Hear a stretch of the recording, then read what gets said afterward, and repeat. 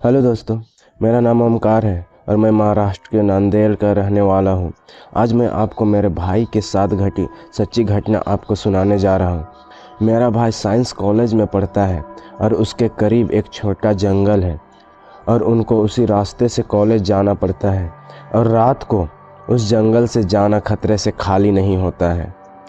कुछ दिनों पहले मेरा भाई दोस्तों के साथ बातें कर रहा था और बातें करते करते रात हो गई और जब उसने समय देखा तो रात के 9:45 हो चुके थे। उसी जंगल में घर तक पहुंचने का एक छोटा रास्ता भी था, लेकिन वहां रात को कोई नहीं गुजरता था। लेकिन मेरे भाई के दोस्तों ने उसी रास्ते से जाने की सोची ताकि जल्दी घर पहुंच जाए। उसी रास्ते में एक हनुमान मंदिर पड़ता है। जब उसके बाहर से निकले तो देखा पंडित जी बाहर खड़े थे। पंडित जी ने मेरे भाई और उसके दोस्तों को रोका और बोला, बेटा तुम घर जा रहे हो तो मुझे भी साथ ले चलो। मैं भी काफ़ी लेट हो गया हूँ और रास्ते में अकेले में काफ़ी डर लगता है।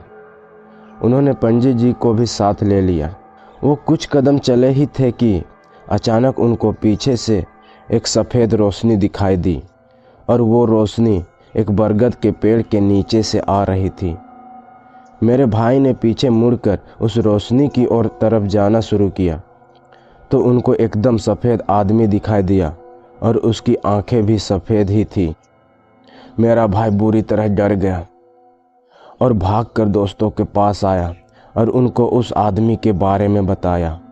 मेरे भाई के दोस्त भी उसको अब देख पा रहे थे और वो ज़ोर ज़ोर से चिल्ला रहे थे, कौन है तू, कौन है तू।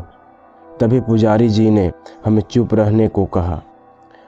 अब वो समझ चुके थे कि वो एक बुरी आत्मा है। उनको पुजारी जी ने चलते रहने को कहा। वो आत्मा उनकी तरफ देख रही थी लेकिन पास नहीं आई। थोड़ी देर चलते रहने के बाद उन्होंने पीछे देखा तो पीछे कोई नहीं था। अब सभी लोगों की सांस में सांस आई। मेरे भाई के दोस्तों ने पुजारी से कई बार उस भूत के बारे में पूछा लेकिन पुजारी कुछ नहीं बोले। वो सभी जंगल से बाहर आ चुके थे और पुजारी जी ने कहा, ठीक है अब मैं घर जाता हूँ। वो आगे चल रहे थे। उन्होंने फिर पुजारी जी को बतलाने के लिए पीछे मुड़े तो देखा कि पुजारी जी गायब हो गए हैं। वो एक बार फिर घबरा गए। वो माजरे को समझने के लिए पुजारी जी के घर गए तो पुजारी जी खाना खा रहे थे। उन्होंने उनसे पूछा, आप कहाँ गायब ही हो गए? तो उन्होंने कहा, बेटा मैं तो 8:30 को रोज़ घर आ जाता हूँ और तुम लोग क्या बात कर रहे हो। वो पुजारी से बात किए बिना डर के मारे निकल पड़े और रास्ते में उन्हें एहसास हुआ कि शायद उनको उस विपत्ति से बचाने के लिए खुद शायद पुजारी के वेश में आए थे। मेरा भाई और उसके सभी दोस्त हनुमान जी के अनन्य भक्त हैं। अगर कहानी अच्छी लगी है दोस्तों तो वीडियो को लाइक, कमेंट एंड चैनल को सब्सक्राइब करके हमें सपोर्ट ज़रूर करें ताकि हम आपके लिए ऐसे ही नई नई कहानियाँ लाते रहें।